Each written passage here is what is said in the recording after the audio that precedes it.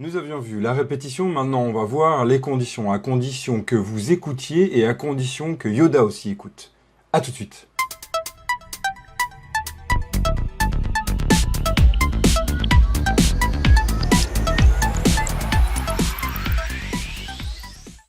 Bonjour, je suis Evan, le concrétiseur, je parle pour la chaîne Dev2Be la chaîne des développeurs et développeuses qui sont et restent curieuses. Nous avions vu donc les répétitions, répéter un code, éviter d'écrire plusieurs fois ce même code, mais plutôt avoir un système qui répète un bout de code qu'on veut répéter. Ça va, vous me suivez? Et maintenant, on va voir les conditions, à condition que tout soit OK. Par exemple, je vais faire ceci à condition que je remplis cette condition. En fait, l'idée, c'est de chercher quelque chose qui est vrai, et on va faire une action que si cette action soit vraie, que si cette vérification est vraie. Par exemple, je vais faire quelque chose si 1 plus 1 est égal à 2. Et donc là, on va se dire, tiens, Yoda, on va lui demander son nom, et Yoda, on va chercher à vérifier qu'il s'appelle Yoda. Si Yoda a bien affiché son nom, on va le faire répéter son code, on va le faire se déplacer. Vous êtes prêts, vous êtes prêtes? C'est parti. Pour cela, rendez-vous sur votre Scratch. Ici, j'ai enlevé tout mon code, donc vous êtes connectés, c'est bon. Et bien maintenant, reprenez juste l'événement quand je clique sur la face verte, là, sur le drapeau vert. Très bien. On va demander que si on vérifie la condition, il a bien saisi Yoda, tout est OK.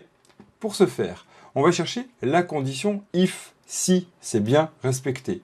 Dans la partie contrôle, ici, nous avions vu la répétition. Et là, regardez, il y a le if then.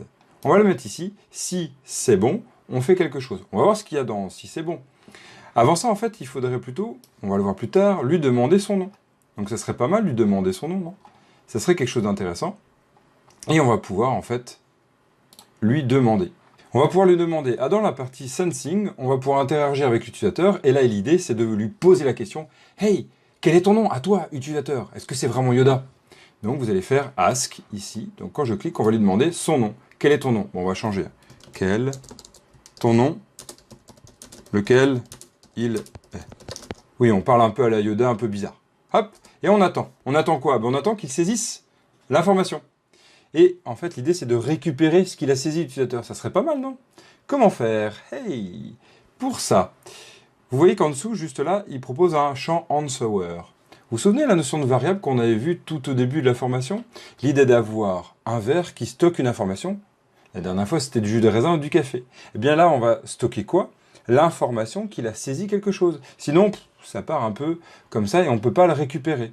Non, non, ça ne se fait pas comme ça se fait pas en automatique. Il va falloir le dire, écoute, je sauvegarde ça dedans. Bon, Scratch est quand même sympa, il utilise déjà cette variable, donc ce stocker, dans answer. Answer, ça veut dire réponse, hein, si on devait le traduire. Donc on va vérifier quoi? Que answer soit la bonne valeur, qu'il ait quoi comme valeur? Yoda. On va cliquer là, et il va nous demander quoi? Et quel est ton nom? Eh bien, je vais me dire Yoda. Youpi, ça fonctionne, super. Maintenant, on va rajouter la condition. Si il a saisi Yoda, c'est OK. Si j'ai saisi Yoda, c'est si mon answer est égal à Yoda. Donc pour ça, on va chercher dans les opérateurs et regarder par là, on va le chercher. Regardez ici, si ma valeur est égale à 50, là, ça. Waouh, ça serait bien, on peut avoir supérieur, inférieur. Là, l'idée, ce qui est intéressant aussi, c'est que regardez la forme de mon bloc. Il est triangulaire. Et regardez ce qu'attend le bloc if. C'est triangulaire. C'est pour ça que c'est pratique Scratch pour apprendre. Regardez, hop, il s'illumine. Alors que si j'avais mis par exemple un bleu, regardez, il ne s'illumine pas. Hey, hey, ça fonctionne. On y va. If c'est égal à 50. Qu'est-ce qui est égal à 50? Non, déjà, c'est pas 50. On avait dit Yoda. Si c'est égal à Yoda, ça doit fonctionner.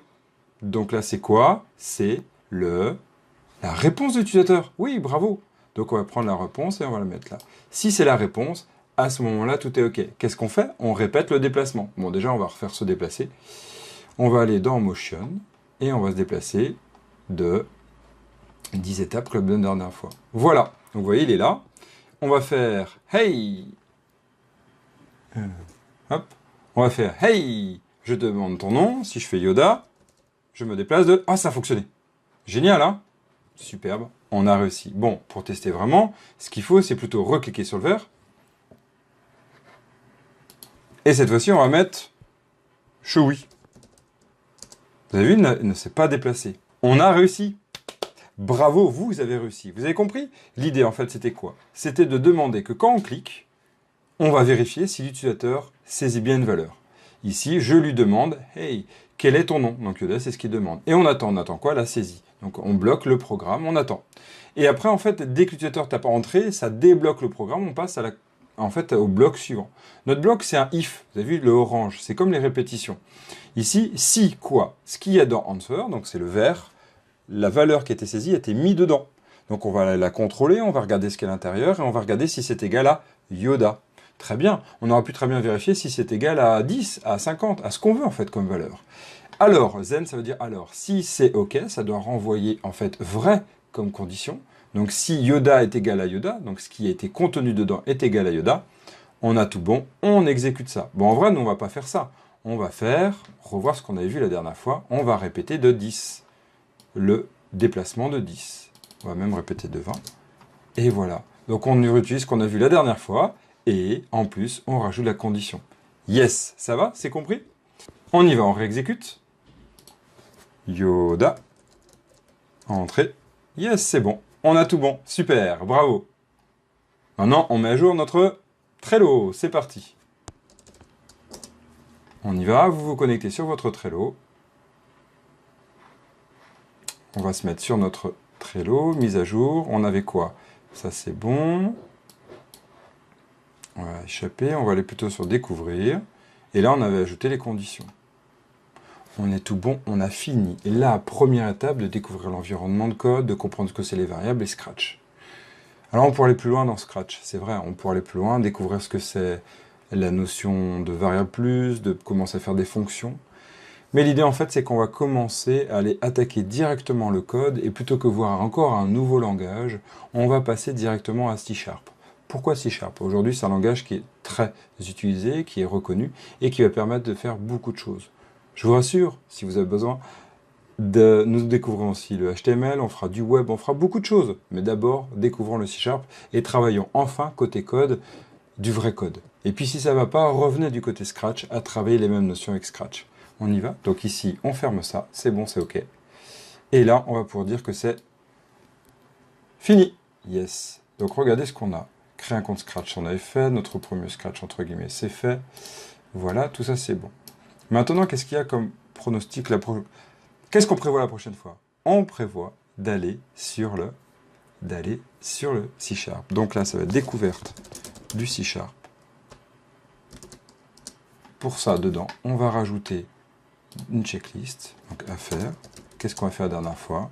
Découvrir les variables, découvrir l'environnement, C#. Sans aller trop loin, l'idée c'est une présentation. Découvrir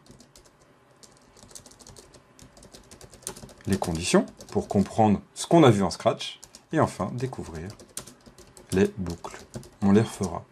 Et on fera un programme console. Donc ce sera un peu moins joli que Scratch, et vous verrez que des fois c'est sympa quand même de voir ce qu'on fait. Donc on va aller petit à petit vers là. Voilà nos prochaines étapes. Bravo, bravo à vous. Une nouvelle étape super importante, les conditions.